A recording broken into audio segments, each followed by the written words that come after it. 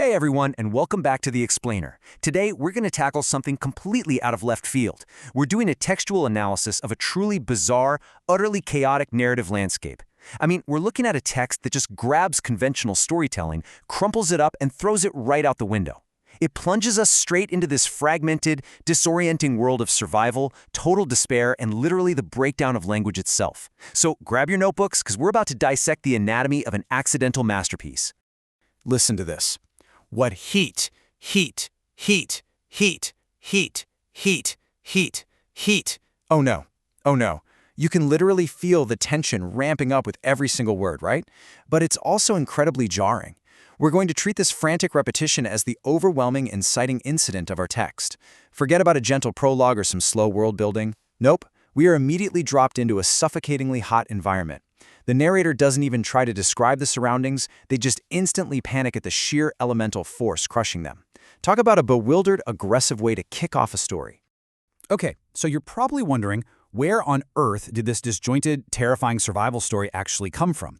Well, this is the best part. It comes from algorithmic creation gone totally rogue. Our source text today is literally just the auto-generated transcript of a YouTube video titled The Good Dinosaur 2025 Full Movie in Hindi New Animation Movie HD. But obviously, we are not looking at a heartwarming animated feature here. What we have is a deadpan, accidental literary achievement. It's a fragmented survival story completely trapped inside a digital glitch. Let's see what happens when we really put this glitch under the microscope. Part 1. The inciting incident. Heat. Let's get right into it. 12. That is the staggering number of times the word heat pops up in this incredibly short text. 12 times. As we just saw right at the beginning, the narrative establishes its terrifying stakes through this one inescapable atmospheric condition. Literally everything that happens next is a direct reaction to this deeply hostile environment. In a transcript that's pretty much just broken sentences and random isolated words, the repetition of heat proves it's the ultimate elemental motif. The text simply refuses to let us or its characters forget the burning reality of what's happening. The heat is everywhere. Moving on to Part 2, a chorus of desperation.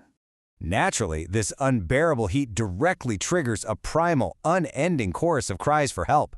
Once the environmental danger is locked in, the text just pivots straight into sheer panic mode. The narrator isn't trying to logically MacGyver their way out of this problem, they're literally just screaming into the void, praying something answers. Just look at the staggering variety of distress signals here. We've got your standard help, help, help, and a really pleading don't go, but then the text fractures into this beautiful absurdity. Take the phrase, super me this horror. In any normal story, that's pure nonsense, right? But in our chaotic masterpiece, we have to look at it as a profound expression of existential panic. It's like language itself is warping under the stress of survival. And help ghost help? The narrator is so desperate they're literally summoning the supernatural. It's a haunting cry from a seriously broken protagonist. The numbers here completely back up the narrator's shattered psychological state. Their main survival strategy? Begging. The word help absolutely dwarfs every other exclamation. It's off the charts. Oh no sits right there in the middle, acting like this constant background hum of dread. Meanwhile, don't go is hanging out at the bottom, suggesting these fleeting moments where others might be present only to abandon the speaker. The narrator is 100% passive. They are entirely at the mercy of their surroundings, completely defined by their victimhood. Which brings us to Part 3, Mysterious Cast of Characters. So, who else is actually wandering around this burning, panicked wasteland? A really crucial point is the contrast between the strange figures we encounter. On one hand, there's the Dragon A pilot, who the text instantly throws under the bus by designating them an awful pilot. That's classic antagonistic incompetence. This is an authority figure who completely dropped the ball, maybe even causing the fiery crash that started the whole heat situation. But then, on the exact opposite side of the spectrum, we get the deeply enigmatic presence of Strip Dog Max. Like, what is that? A companion? A hallucination? A savior? The text absolutely refuses to clarify. It just hurls these bizarre archetypes at us with zero context, leaving us totally bewildered as they drift in and out of the story. And believe me, the cast only gets more sprawling and disconnected from there. Suddenly, out of nowhere, we get desperate shout-outs to James, Sam, Emma, Papa, Mama, Brother, oh, and the ghost again. But notice how fast these figures are introduced and then instantly dumped by the narrative. They aren't real characters with story arcs. They're more like ghosts of memory, these sudden flashes of a past life that just crank up the disorienting tension. The narrator is frantically reaching out to a dozen different people, and you get the strong sense that absolutely none of them are actually there. Let's look at Part 4, the breakdown of communication. Breaking down the dialogue types really puts this crisis into perspective. You can tell how the actual narrative is constantly getting interrupted and swallowed up by the repeated meta tags, foreign speech, and speech. We aren't just dealing with a character losing their grip on reality. We are watching the text itself literally fail. Language is collapsing into a digital void. Over and over again, the transcript just throws its hands up and stops trying to parse the dialogue. The tiny fragments of English we do get are fighting a completely losing battle against this encroaching silence. That foreign speech tag, it acts as a black hole within the text, an unknowable barrier that blocks any chance of true human connection or understanding. And that brings us to what might just be the most striking line in our entire explainer today. Help up the speech. Think about that for a second. This is no longer just one character begging another character for a hand. This is a literal meta-cry for narrative coherence. The protagonist has somehow realized they are trapped inside a failing text. They're literally pleading with the algorithmic creator, the very fabric of their universe, to fix the broken speech. It's this wild, incredible moment of self-awareness right in the middle of absolute chaos. Finally, we arrive at Part 5, a bleak final act. Let's chronologically map out this descent into madness. We kicked off Act 1 with the pure environmental terror of what heat. By Act 2, the psychological toll pushed us into help, ghost, help. Act 3 gave us the antagonistic incompetence of the awful pilot.